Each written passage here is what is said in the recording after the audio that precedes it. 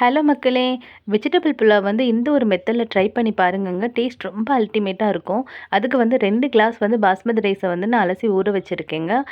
Masala ready பண்ணுறதுக்கு ஒரு mixie ஜார்ல வந்து பட்டை, கிராம்பு, அது கூட கொஞ்சம் சோம்பு, இஞ்சி, பூண்டு, காரத்துக்கு வந்து பச்சை மிளகா. பச்சை மிளகா வந்து 4 மிளகா போட்டிருக்கேன்.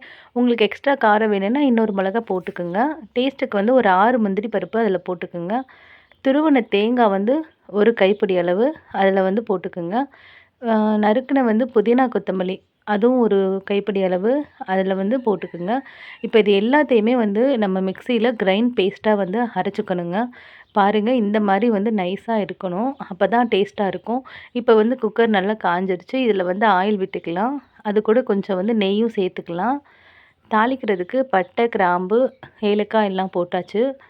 இப்போ வந்து நறுக்குன பெரிய வெங்காயம் கொஞ்சம் அதில் போட்டுக்கோங்க. நல்லா வதங்கணும். வெங்காயம் நல்லா வதங்கினதுக்கப்புறமா ஒரு சின்ன தக்காளி நறுக்கி வச்சுருக்கேன். அதையும் அது கூட இதில் போட்டுக்கலாம். நான் வந்து பீன்ஸும் இன்றைக்கி வந்து கேரட்டும் அதில் போட்டிருக்கேங்க. உங்களுக்கு ஏதாவது வெஜிடபிள் பிடிச்சதுன்னா அதை நீங்கள் ஆட் பண்ணிக்கலாம். வேகிறதுக்கு வந்து கொஞ்சோண்டு கல் உப்பு போட்டு நல்லா கிளறி விட்டுக்குங்க. இப்போ வெந்ததுக்கப்புறம் நம்ம அரைச்சி வச்சுருக்க அந்த மசாலா வந்து அதில் சேர்த்துடலாம். மசாலா சேர்த்துட்டு நல்லா வந்து கிண்டி விட்டுக்கணுங்க. நல்லா எண்ணெய் பிரிஞ்சு மசாலா வரும்போது அதில் வந்து நம்ம தண்ணி ஊற்றிக்கணும்.